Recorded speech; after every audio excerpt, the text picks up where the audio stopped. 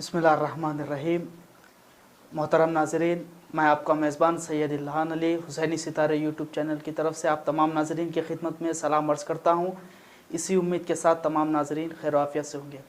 मोहतरम नाज़रीन, हुसैनी सितारे यूट्यूब चैनल आप तमाम नाज़रीन की खिदमत में बिलखुसूस नौजवानों की खिदमत में एक खूबसूरत अनोखा प्रोग्राम शुरू किया है जिसका नाम है बज़्म सवालात। आज का हमारा ये दूसरा प्रोग्राम है। आज के इस प्रोग्राम में हमारे स्टूडियो में अपने सवालात लेकर हाजिर हुए हैं जनाब वामिक रज़ा साहब। उनकी खिदमत में सलाम अर्ज़ करते हैं। अस्सलामु अलैकुम। वालेकुम अस्सलाम। हुसैनी सितारे यूट्यूब चैनल की तरफ से आपकी खिदमत में खैर मक़दम अर्ज़ करते हैं। जी बहुत शुक्रिया। जी, हम चाहते हैं कि आप अपना तारुफ़ नाज़रीन को करवाएँ। बिस्मिल्लाहिर्रहमानिर्रहीम। नाज़रीन इकराम सलाम अलैकुम। मेरा नाम सैयद वामिक अब्बास है और मैं एक तालिब इल्म हूँ। हमारी क्लास 12 तक की पढ़ाई अलीपुर में ही हुई थी और उसके बाद इंजीनियरिंग के लिए हमारा एडमिशन NMIT बैंगलोर में हो गया। अल्हम्दुलिल्लाह स्टडीज़ के साथ साथ हम IBS एकेडमी के लिए डिजिटल कोचिंग भी करवा रहे हैं और उम्मीद है कि आप सब हमारी दुनियावी और उखरवी कामयाबी के लिए दुआ करेंगे। बहुत बहुत शुक्रिया। और आज के हमारे इस प्रोग्राम में जवाबात देने के लिए हमारे स्टूडियो में मौजूद हैं हुज्जतुल इस्लाम वल मुस्लिमीन मौलाना अली बकर साहब, चेयरमैन अहले बैत एजुकेशन वेलफेयर ट्रस्ट। हम उनकी खिदमत में भी सलाम अर्ज़ करते हैं। अस्सलामु अलैकुम। आपकी खिदमत में भी हुसैनी सितारे यूट्यूब चैनल के तरफ से खैर मक़दम अर्ज़ करते हैं। अगर वामिक साहब अगर सवालात तैयार हैं तो मौलाना से सवालात कर। मौलाना अस्सलामु अलैकुम। वालेकुम अस्सलाम व रहमतुल्लाहि। उम्मीद है कि आप खैरियत से होंगे। जज़ाकुमुल्लाह खैर। अल्हम्दुलिल्लाह रब्बिल आलमीन। तो प्रोग्राम का आगाज़ करते हैं। हमारे पास सबसे पहला सवाल एक लॉजिकल क्वेश्चन आजकल के इस नौजवान के लिए है जो हुक्के के इस्तेमाल को जायज़ समझता है। हमारे पास बहुत सारे ऐसे दोस्त हैं जो सिगरेट का तो इस्तेमाल नहीं करते लेकिन उनके दिमाग में ये है कि हुक्का जायज़ है। तो इसके मुताबिक शरीयत का क्या हुक्म है और हम सबको इसकी बेदारी क्यों बहुत ज़रूरी है? बिस्मिल्लाहिर्रहमानिर्रहीम वल्हम्दुलिल्लाहि रब्बिल आलमीन वस्सलातु वस्सलाम वत्तहिय्यतु वल इकराम अला रसूलिल्लाह व अला आलि रसूलिल्लाह सल्लल्लाहु अलैहि व आलिहि व अला अस्हाबिहिल मुंतजबीन। अम्मा बाद क़ाल अल्लाहुल हकीम फ़ी किताबिहिल करीम व क़ौलुहुल हक़ व हुवा अस्दक़ुस सादिक़ीन फ़स्अलू अहल ज़िक्रि इन कुन्तुम ला तअलमून। सदक़ल्लाहुल अलीयुल अज़ीम। सबसे पहले नाज़रीन और आप हज़रात की खिदमत में इस सवाल के तकरीबन कम से कम दो जंबे बनते हैं। जी। एक तो शरई नुक्ते नज़र से इसका क्या हुक्म है और दूसरा उर्फ़ आम में मुआशरे में इस चीज़ को कैसा देखा जाता है। कुछ चीज़ें जिनका हुक्म उर्फ़ आम में और शरीयत में बराबर का है, कुछ चीज़ें वो हैं कि जिसमें शरीयत का हुक्म कुछ और है, उर्फ़ आम में सोसाइटी में मुआशरे में उसको कुछ दूसरी निगाह से देखा जाता है। जी। बिलखुसूस नौजवानों के हवाले से देखिए, आज का इस तरक्की याफ्ता दौर या अपना मुल्क तरक्की पजीर मुल्क है और बच्चा जिस तरह से अपनी जवानी की तरफ कदमों को बढ़ाता जाता है और उसकी तालीमी सलाहियत भी बढ़ती जाती है, फिर एक ऐसे मोड़ पे पहुंचता है जहाँ पे टर्निंग पॉइंट है उसके लिए। जी।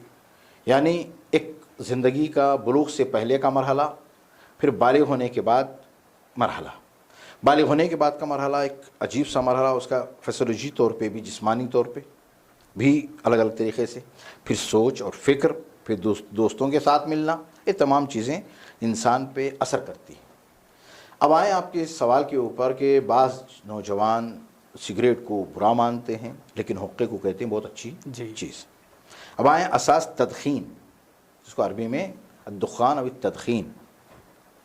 अब तदखीन दोनों तरह से, चाहे आप हुक्के के ज़रिए से लें तब भी धुआं निकलेगा, आप सिगरेट लें तब भी धुआं, बीड़ी लें तब भी धुआं। बीड़ी सबसे कम लोअर तबका बेचारा पी के अपना धुआं निकालता है और थोड़ा सा उससे थोड़ा सा बड़ा वाला जो है क्या वो सिगरेट लेके, या उससे भी हाई फाई हैं तो फिर वो हुक्के के लिए चले जाते हैं माशाअल्लाह। लेकिन मसला नाम बदलने से हुक्म नहीं बदल जाता है।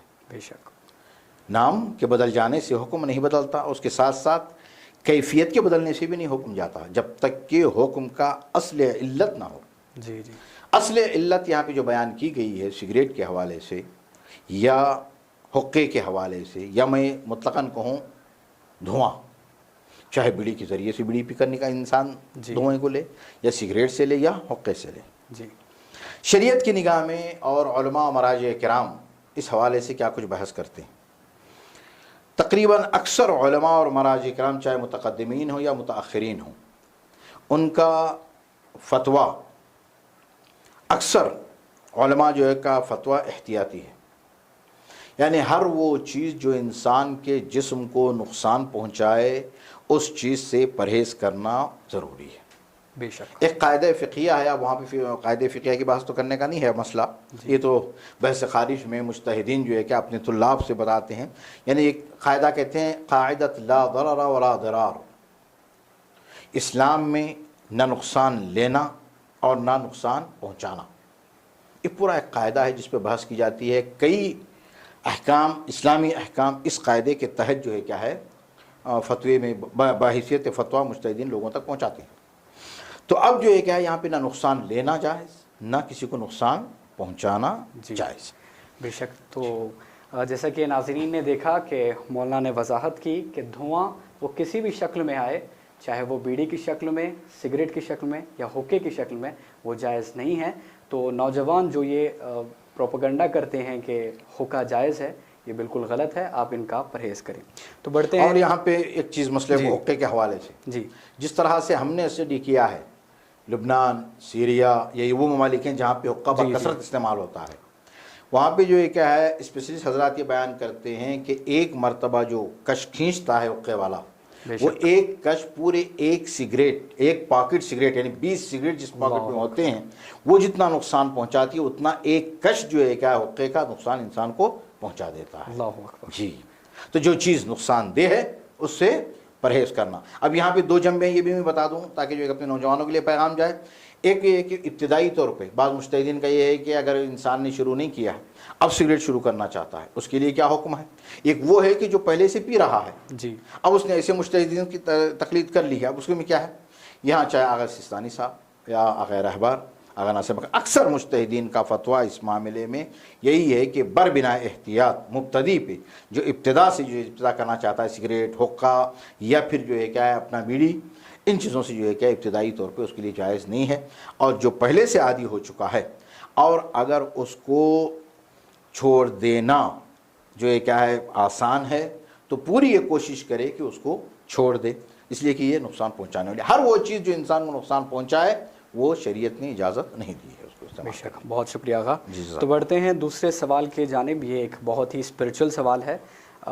ہمارے ایک دوست نے بتایا کہ اگر کسی اسٹوڈنٹ کا یا پھر کام کرنے والے کا اسکیڈیول بہت ہی زیادہ بزی ہو اور اس کے پاس دینی معاملات کے لیے وقت بہت ہی کم ہو، تو اسے چاہے وہ کام کرتا ہو یا پھر پڑھائی کرتا ہو، تو دن میں کم از کم اگر 1 سے 2 گھنٹہ وہ کچھ ایسی چیزوں میں گزارے جس کی فیوچر میں اس کے بھی امکانات سکسیزفل ہونے کے بڑھ سکتے ہیں اور وہ دیندار بھی بڑھ سکتا ہے، تو ایسے چند اعمال جو ہر کسی کو بجا لانا بہت ہی فائدہ مند ہو سکتا ہے، ان کی طرف اگر آپ روشنی ڈالیں تو بہت ہی فائدہ مند ہوگا۔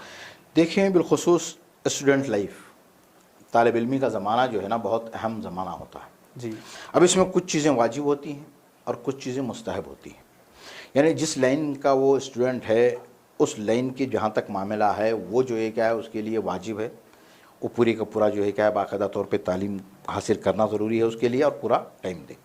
اب کس طریقے سے ایک کالج کا اسٹوڈنٹ یعنی ایک اکیڈمیکل اسٹوڈنٹ دیندار بن سکتا ہے، ایک بڑا مسئلہ ہے۔ تو یہ کیسے؟ یہ بڑی آسانی کے ساتھ ہے۔ دیکھیں، جہاں تک شریعت کا تعلق ہے، اسلام کا، احکام اسلام کا، وہ مخصوص علماء کے لیے، حوزات علمیہ کے لیے، دینی مدارس کے لیے نہیں ہے۔ عالم سے مراد یہ ہے کہ آپ جانتے ہیں نماز واجب ہے تو آپ کے اوپر نماز واجب ہو گئی، چاہے آپ جو ہے کیا ہے اکیڈمیکل مدرسے میں پڑھ رہے ہیں یا اکیڈمیکل مدرسہ چھوڑ چکے ہیں، نماز واجب ہے تو آپ نماز کے عالم ہو گئے۔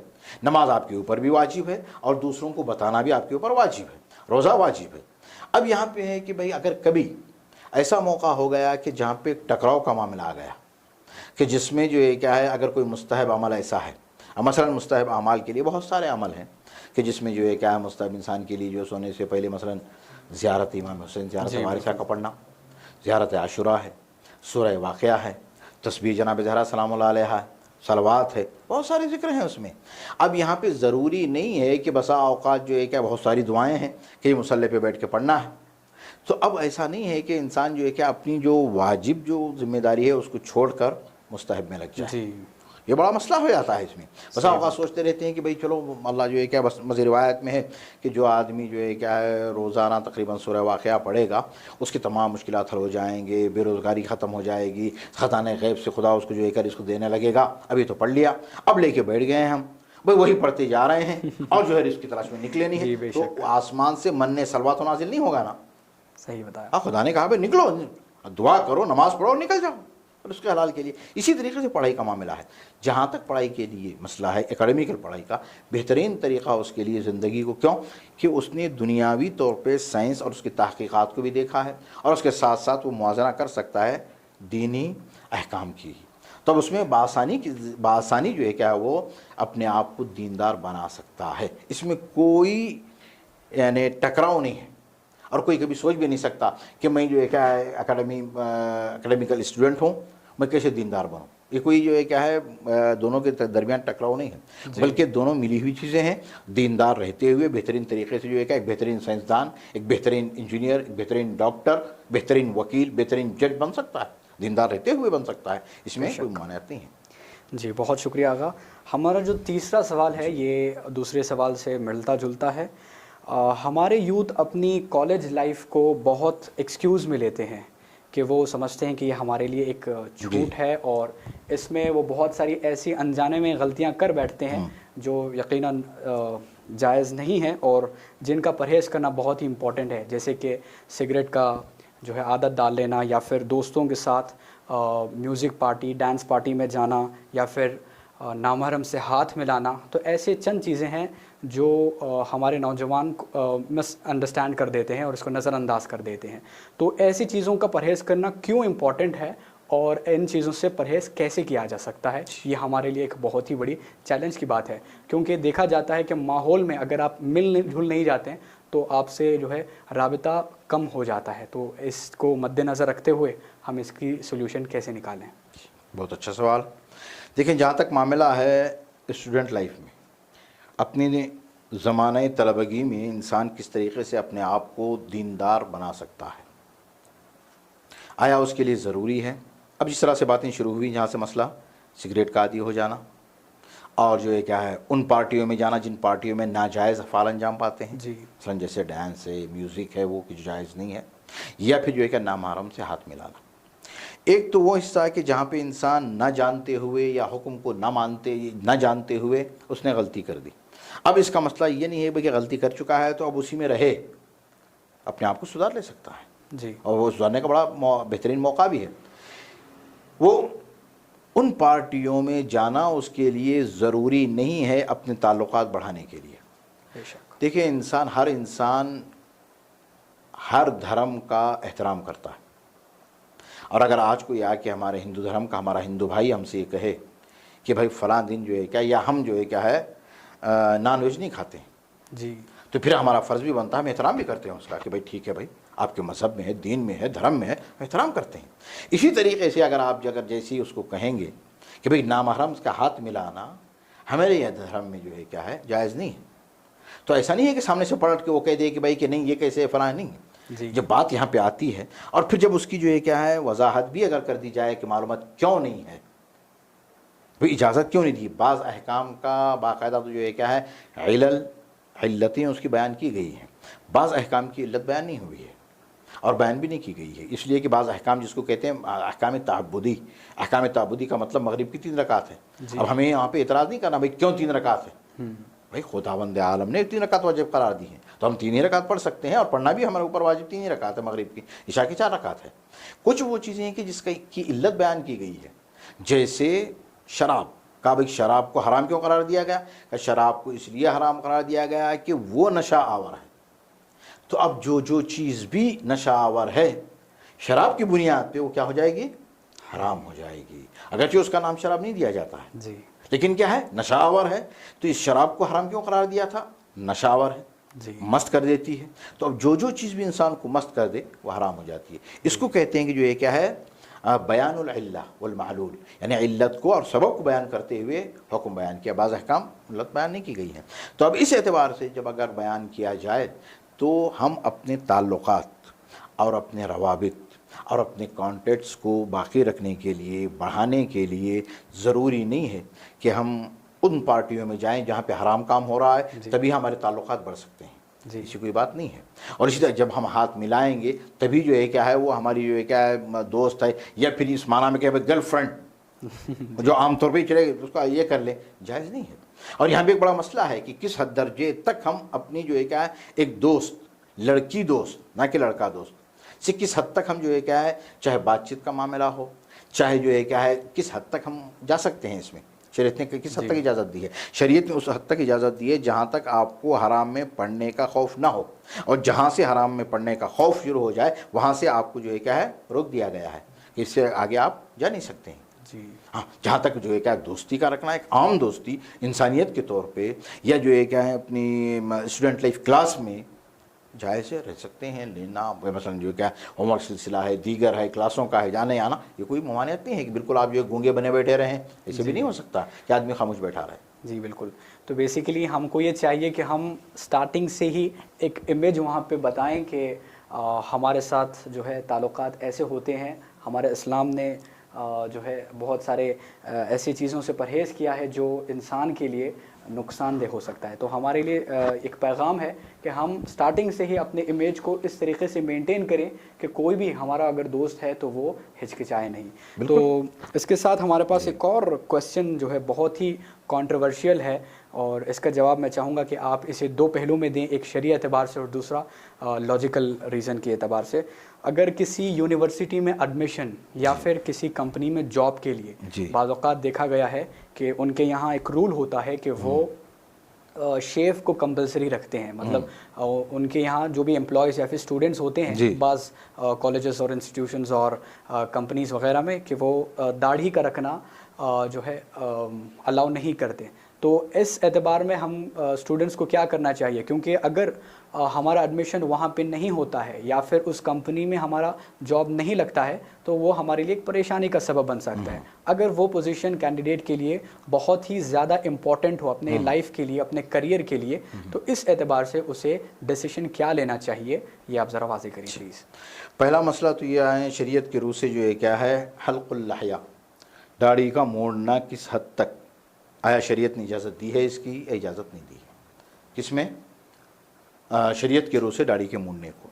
और दूसरा जो है क्या दाढ़ी किस हद तक कहा जाता है जी। जैसे आमतौर पे हम लोग कहते हैं दाढ़ी कहाँ पे है? आया इतनी है ये दाढ़ी है, ये पूरी दाढ़ी है, माल आरिदैन है, ये एक फ़िक़ी बहस है और ये फ़िक़ी बहस में भी अभी जाना नहीं है। लेकिन मैं एक चीज़ जो है क्या है जो मुत्तफ़क़ अलैह तकरीबन है तमाम मुज्तहिदीन के नज़दीक, रिवायात के एतबार से भी, फिर उसके आयात के एतबार से भी जो इस्तिदलाल करते हैं उस एतबार से, तकरीबन जहाँ तक मसला दाढ़ी का है इसमें हनफ़ी, मालिकी, हम्बली तीनों मज़ाहिब के मुत्तफ़क़ अलैह तौर पे कहते हैं दाढ़ी का मोड़ना हराम है जी। शाफ़िई के यहाँ, इमाम शाफ़ी के जो मानने वाले हैं उनके यहाँ जो है कि दाढ़ी का मोड़ना मकरूह है। अच्छा। अब ये हो गया आम मुसलमानों के तबक़ात। अब आता है मज़हब जाफ़री जी, शिया मज़हब में दाढ़ी की किस हद तक, ये बहस तकरीबन जो है क्या है 6वीं सदी हिजरी तक हमारे यहाँ दाढ़ी का मसला हुई नहीं, सवाल ही नहीं हुआ था। समझ लें कि भाई क्या की, या इस वजह से ना हुआ था कि सबके सब रखते थे, मुड़ने का सिलसिला ही ना था तो फिर सवाल भी ना होता। बेशक हाँ। तो या फिर ये है कि भाई जो मून रहे थे या वो जगह पे रह रहे थे जहाँ पे जो है क्या है यानी असरुन नस जिसको कहा जाए अइम्मा मासूमीन मौजूद हैं, उनसे मसला नहीं था। अब ये जो है मसला जो है अक्सर अभी जितने भी मुज्तहिदीन या तकरीबन आगा खुई या आगा मोहसिन हकीम के ज़माने से लेकर अब तक के जितने भी मुज्तहिदीन हैं उनके यहाँ मसला ये जो है क्या है दाढ़ी के हवाले से ये है कि एहतियाती मसला बयान किया। आगा खुई ने भी एहतियाती मसला जी, और आगा सिस्तानी साहब का भी एहतियाती मसला, आगा रहबर का भी एहतियाती मसला है। एहतियाती मसला क्या है कि यानी दाढ़ी का मोड़ना हराम है बरबिनाए एहतियात, यानी मतलब ये है कि आपको इजाज़त है, कोई ऐसा मुज्तहिद है कि जो इजाज़त देता है मोड़ने की, तो आप उसकी तकलीद करके इस मसले में अपने आप को हराम काम से बचा सकते हैं। جی اکثر مجتہدین کی، صرف یہیں تک بھی نہیں ہے، اور یہاں سے آگے بڑھ کے اگر جس مجتہد کے نزدیک داڑھی کا مونڈنا حرام ہے، اور اگر کوئی حجام داڑھی مونڈ کر اجرت لے رہا ہے تو وہ اجرت بھی حرام ہے۔ جی جب وہ اجرت حرام ہے تو پھر کیا ہو جائے گی؟ وہ ربا ہو جائے گی، یعنی ربا سود ہو جائے گا وہ، جی اصل وقت میں نہیں، یعنی حرام در حرام۔ ایک تو ہو گیا یہ، اس کو کہتے ہیں حکم اولی۔ اب جو دوسرا جو پہلو تھا آپ کا، کہ جس میں اگر کسی کوئی طالب علم یا کوئی بھی ایک انسان جو کسی جاب میں ہے، کسی جو ہے کیا ہے کمپنی میں ہے، کسی فیکٹری میں ہے، یا خود گورنمنٹ کی ہی جاب ہے اس کی، لیکن ایسے حساس مرحلے میں ہے کہ جہاں پہ جو ہے داڑھی رکھنے کی اجازت نہیں دی جاتی ہے، اور اس کے لیے جو ہے کیا ہے یہ کمپنی یا یہ جو جگہ ہے جہاں پہ وہ کام کر رہا ہے بہت اہمیت کا حامل ہے، اور اس کی فیوچر کے لیے، مستقبل کے لیے بہت کارآمد ہے۔ جی وہ یعنی یہ کہیں کہ ضرورت ہے اس کی بہت زیادہ۔ بہت زیادہ۔ اس صورت میں کیا ہے، تو جب جہاں پہ جو ہے کیا ہے انسان مجبور ہو رہا ہے تو اس صورت میں تمام مجتہدین کے نزدیک آپ مونڈ سکتے ہیں۔ جی لیکن یہ کیا ہے، اب یہ مجتہد خود نہیں بتائے گا، مجتہد تو وہاں بیٹھے ہیں، وہاں پر کیا یہ تھوڑی پتہ ہے کہ میں کس مشکلات میں ہوں۔ جی میں جانتا ہوں کہ واقعاً میں اس کو برداشت کر سکتا ہوں یا نہیں کر سکتا ہوں۔ جی تو جب میں برداشت نہیں کر سکتا تو پھر میرے لیے اجازت ہے، شریعت نے اجازت دی ہے کہ جو ہے کہ جس طرح سے رسول اللہ فرماتے ہیں جئتکم بالشریعۃ السہلۃ السمحہ، میں تمہارے لیے بہت آسان شریعت لے کر آیا ہوں، اور خداوند عالم بھی جو لا یکلف اللہ نفسا الا وسعہا، اور خداوند عالم نے بھی کسی بھی انسان کو اس کی قدرت سے بڑھ کر کوئی واجب فعل انجام کوئی فعل واجب قرار نہیں دیا ہے، ابھی جتنی اس کی کیپیسٹی ہے۔ تو اس صورت میں تقریباً اکثر مجتہدین کے نزدیک جو ہے نا کہ یہ ہے کہ اگر ضرورت ہے اور ایسی ضرورت کی جو برداشت کے باہر ہے تو وہاں پہ جو ہے کہ آپ مونڈ سکتے ہیں۔ جی اگر کوئی مومن اسے بنا مجبوری جی ایک ہیلا بنا کے رکھ لے اور بس اس کو گرانٹیڈ میں لیتے ہوئے بتائے کہ مجھے داڑھی پسند نہیں ہے، اسی لیے میں فنا مجتہد کی اجازت کے حامل سے میں سے جو ہے شیف کرتا ہوں، تو اس کے لیے کیا حکم ہے؟ یا اگر وہ واقعاً ایسے مجتہد کی تقلید کر رہے ہیں کہ جس نے اجازت دے رکھی ہے تو فبہا کوئی مسئلہ ہی نہیں ہے۔ اگر صرف اس کے لیے اور ایکسکلوسیو کرے؟ نہیں صرف اس کے لیے نہیں ہو سکتا مسئلہ۔ جی یہاں پہ جو مسئلہ ہے کہ تقلید کا مسئلہ ہی جو ہے کیا ہے، یہ کہ تقلید کا مطلب تمام مسائل میں اس مجتہد کی رائے پہ چلنا ہے، بے شک۔ اور اگر آپ پورے نہیں چل رہے ہیں تو یا پھر اس کو کہتے ہیں جو ہے کیا ہے کیا نام ہے، تقلید المتجزہ، یعنی ہر ایک باب میں ایک کی تقلید کریں آپ۔ مثلا نماز کے تمام احکام میں ایک مجتہد کی تقلید کر رہے ہیں آپ، روزے کے تمام احکام میں ایک مجتہد کی تقلید کر رہے ہیں، اور حج کے تمام احکام میں ایک مجتہد کی تقلید کر رہے ہیں، تو اس طرح سے پورے ایک باب پہ تقلید کرتے ہوئے کر سکتے ہیں۔ لیکن صرف ایک مسئلے کے لیے ہم وہاں تقلید کر رہے ہیں اور دوسرے مسئلے کے لیے نہیں، تو ہاں اس میں اگر احتیاطی مسئلہ ہے تو پھر آپ کر سکتے ہیں، ایک مسئلے پہ بھی کر سکتے ہیں۔ جیسے اب یہ مثلا داڑھی کا مسئلہ جو ہے کیا احتیاطی بیان کیا گیا اس میں، کہا گیا کہ حرام ہے بر بنا احتیاط، جس کا مطلب یہ ہے کہ آپ دوسرے مسئلے کی طرف رجوع کر سکتے ہیں، ایک۔ اور دوسرا مسئلہ کیا ہے کہ بھئی میرا دل نہیں چاہ رہا، یہ یہاں بھی ہے اصل مقصد، اصل میں میرا دل نہیں چاہ رہا ہے، یا میں نہیں مانتا، یا یہ نہیں کرتا، یہ جو چیزیں ہیں نا، شریعت کو اپنے اندر لے کے چلنا، یعنی شریعت کو ہمارے من کے ساتھ چلے، نہ کہ ہم شریعت کے ساتھ چلیں۔ مسئلہ یہ ہے کہ شریعت جیسے کہے ویسے ہم چلیں، نہ کہ ہمارا دل جیسے کہے ویسے شریعت کو چلائیں۔ یہ تو اس طرح تو نہیں ہے، شریعت اس طرح سے یہ اس لیے نہیں آئی ہے کہ جو ہے کہ میں جس طرح چاہوں، میرا دل جیسے چاہے وہ اس کو لے کے چلوں، جب چاہا دل جو چاہا کہہ دیا، جو چاہا کر دیا، ایسے تو نہیں ہے۔ ہاں اگر مجتہد کی اگر واقعی تقلید کر رہے ہیں کہ جس نے اجازت دی ہے تو بسم اللہ کر سکتے ہیں، اگر نہیں دی ہے اجازت تو پھر آپ کو اجازت نہیں ہے۔ اور دوسرا مسئلہ اسی سے متعلق ہوتے ہوئے تو آغا رہبر سے بھی، آغا سستانی صاحب سے بھی، آغا نصر مکارم سے، تینوں سے یہ سوال پوچھا گیا کہ اگر کوئی آدمی نمازی پر روزہ دار سب کچھ ہے اور پنجگانہ نمازی ہے اور داڑھی مونڈتا ہے، اگر وہ گواہی دے تو اس کی گواہی قبول ہوگی؟ یہاں پہ مسئلہ آغا سستانی صاحب یہ کہتے ہیں کہ اگر وہ داڑھی کے مونڈنے کو مطلقاً جائز سمجھتا ہوا یا پھر حرام ہونے کے باوجود بھی کوئی اہمیت نہیں دیتا، یار ٹھیک ہے مجتہد بول رہی ہمیں کیا ہے بھی، ہمیں تو بڑھاؤں گا، اس صورت میں اس کی گواہی قبول نہیں ہوگی۔ اللہ اکبر۔ اگر وہ گواہی بھی دے، نمازی بھی ہے، روزہ دار بھی ہے، حج بھی کرنے کو آیا ہے، سب کچھ صحیح ہے، ہاں اس صورت میں اس کی گواہی درست صحیح ہے کہ اگر وہ کہتا ہے کہ ہاں بھائی داڑھی کا مونڈنا حرام ہے لیکن کسی مجبوری کی بنا پہ یا کسی وجہ سے میں نے مونڈ لیا ہے، جی یعنی اعتراف کرتے ہوئے، تو اس صورت میں قبول کی جا سکتی ہے، ورنہ اس کے علاوہ جو ہے کہ شہادت یعنی گواہی تک قبول نہیں ہو سکتی ہے۔ جی بے شک۔ ان چیزوں کو جو ہے کہ باقاعدہ طور پہ دیکھیں، اور ضروری بھی نہیں ہے کہ داڑھی کا مطلب جو ہے کہ اتنی لمبی رکھ کے بیٹھیں کہ داڑھی جو ہے کہ وہ بکری کی طرح جھولتی رہے، جی۔ بھائی اتنی مقدار میں رکھیں کہ دور سے آدمی دیکھے تو لگے کہ ہاں بھائی اس کے چہرے پہ جو ہے بال ہیں داڑھی کے، ضروری بھی نہیں ہے۔ یعنی داڑھی خود جو ہے نا، یہ پتہ ہے احادیث میں جن احادیث کے ذریعے سے اس کی موننے کی حرمت کا استدلال کیا جاتا ہے، اس میں باقاعدہ یہ ہے کہ خداوند عالم نے انسان کو جس خلقت میں جس طرح سے پیدا کیا ہے اس کو ایسے ہی رکھا جائے، یعنی داڑھی کو خداوند عالم نے مرد اور عورت کے درمیان تمیز پیدا کرنے کے لیے پیدا کیا ہے، اور اس کی خوبصورتی ہے۔ تو آج جو ہے کیا ہے، نان مسلم کتنے ایسے ہیں کہ جو داڑھی رکھے ہوئے ہیں، بہترین خوبصورت لگ رہے ہیں، اور وہ خود رکھ رہے ہیں، کہتے ہیں بھائی بہترین داڑھی بہترین مردوں کی جو علامت ہے یہ ہے، اب اس میں دین کا بھی کی بات بھی نہیں ہے۔ تو یہ چیز جو ہے کیا باقاعدہ طور پہ خداوند عالم نے جس فطرت کو رکھا ہے اس فطرت کو تبدیل نہ کیا جائے، اس کو اسی طرح سے باقی رکھا جائے۔ جی بے شک، بہت بہت شکریہ آغا۔ میں اپنے سوالوں سے آپ کے جو جوابات مجھے ملے ہیں اس سے میں بہت مطمئن ہوں، اور امید ہے کہ جو بھی ہمارے ناظرین اس پروگرام کو دیکھ رہے تھے، اگر ان کے ذہنوں میں یہ سوال آئے ہیں تو وہ بھی اب اس سے مطمئن ہوں گے۔ جی جزاکم اللہ خیر، خداوند عالم سلامت رکھے۔ بہت بہت شکریہ مولانا۔ خداوند عالم سلامت رکھے۔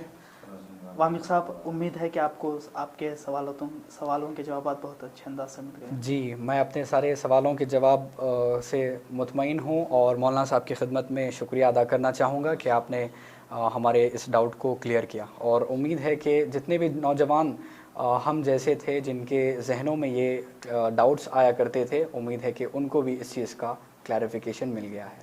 وامق صاحب، آپ کی خدمت میں ہماری طرف سے یہ سوال ہے، کیونکہ یہ بزم سوالات کا دوسرا پروگرام ہے، آپ کو ہمارے اسٹوڈیو میں آ کر کیسا محسوس ہو رہا ہے؟ جی، سب سے پہلے میں مولانا صاحب اور ان کی ٹیم کا بہت شکر گزار ہوں کہ آپ نے اس حقیر کو ایک اپارچونٹی دی، اور اس کے ساتھ میں بس ایک چھوٹا سا فیڈ بیک یہ دینا چاہوں گا کہ یہ جو کام آپ کر رہے ہیں بہت ہی نورانی کام ہے، کیونکہ اس پلیٹ فارم کے ذریعے بہت ساری ٹیبل ٹاکس اور ڈسکشنز ہو سکتی ہیں جو عام طور پہ مجالس اور جشن وغیرہ میں نہ ہوتے ہوں، تو یہ ہمارے لیے ایک بہت ہی اچھی اپارچونٹی ہے، جس کو ہم سب جو ہے اچھے سے فائدہ اٹھا کے اپنے دینی اور دنیاوی معاملات کو آسان بنا سکتے ہیں۔ بہت شکریہ۔ بہت بہت شکریہ۔ حسینی ستارے یوٹیوب چینل کی طرف سے وامق صاحب کی خدمت میں ایک ناچیز تحفہ۔ جی بہت بہت شکریہ۔ جو بھی نوجوان ہمارے اس پروگرام میں آ کر علماء سے جوابات حاصل کرنا چاہتا ہے تو دیے گئے نمبر پر رابطہ کریں۔ چلیے ناظرین، آپ سے ملاقات ہوگی اگلے پروگرام تک۔ دیکھتے رہیے حسینی ستارے یوٹیوب چینل۔ والسلام علیکم ورحمۃ اللہ وبرکاتہ۔